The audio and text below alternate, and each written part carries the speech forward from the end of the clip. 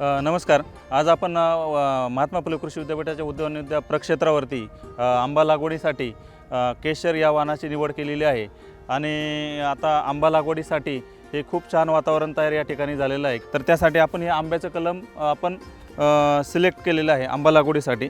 तर आपण आंबा लागवडीसाठी या उन्हाळ्यामध्ये ह्या प्लॉटची पूर्णपणे लेवलिंग करून आयताकृती पद्धतीचं लेआउट टाकून 4x2 मीटरवरती आपण लागवड करत आहोत आणि खड्डेसुद्धा आपण जून एंडिंगला साधारण पाऊस पडायच्या वेळेस आपण ज्या पद्धतीने खड्डा भरायला पाहिजे त्या पद्धतीने आपण या ठिकाणी खड्डे वगैरे भरून सगळं तयार करून सगळी तयारी केलेली आहे आणि आपण हे आंब्याच्या रोपाची लागवड या ठिकाणी आपण चालू केलेली आहे. तर आंब्याचं रोप आपण लागवड कशी करायची तर त्या हे थोडक्यात एक प्रात्यक्षिक या ठिकाणी मी दाखवतो. ही जी पिशवी आहे कलमाची जी पिशवी आहे रूट बॉल या ठिकाणी असतो. तर याला आपण हलकंसं ब्लेडने ही पिशवी आपल्याला कापून काढायची जेणेकरून आतमधले मुळांना कुठल्याही प्रकारची इजा होणार नाही. त्याचा जो रूट बॉल आहे तो जसाचे तसा आपल्याला या ठिकाणी राहिला पाहिजे. अशा पद्धतीने आपल्याला ब्लेडने ही पिशवी कापून काढायची.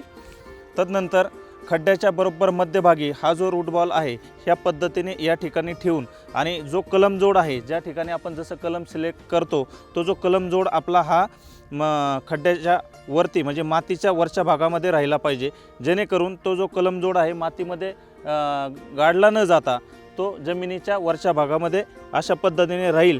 अशा पद्धतीने आपल्याला कलमाची लागवड करायची आणि या ठिकाणी कलमाची लागवड केल्याच्या नंतर आपली जी टाच आहे या टाचेने आपल्याला या ठिकाणी हे अशा पद्धतीने आपल्याला दाबून घ्यायचं आहे माती जेणेकरून कुठल्याही प्रकारची हवा या ठिकाणी जाणार नाही आणि ते कलम वाळून जाणार नाही. तदनंतर आपण कलम लागवड केल्याच्या नंतर आपल्याला कलमाला या ठिकाणी असा आधार द्यायचा आहे जेणेकरून येणाऱ्या वाऱ्यापासून किंवा पावसाळ्यामध्ये येणाऱ्या वाऱ्यापासून कलम जोड हा या ठिकाणावरून मोडणार नाही आणि कलम हे व्यवस्थितरित्या वाढेल.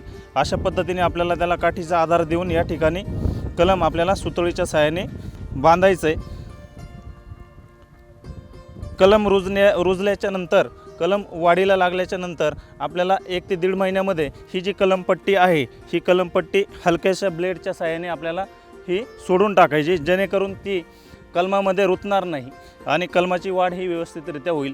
कलम लागवड केल्यानंतर झारीने अशा पद्धतीने आपल्याला त्या ठिकाणी पाणी द्यायचं आहे आणि जशी आपण फळबागेची लागवडीची पूर्वतयारी करतो त्याचबरोबरच आपण ठिबक सिंचनाची सुद्धा तयारी करून ठेवल्यानंतर त्यानंतरचं पाणी व्यवस्थापनसुद्धा आपण ठिबक सिंचनच्या माध्यमातून करू शकतो.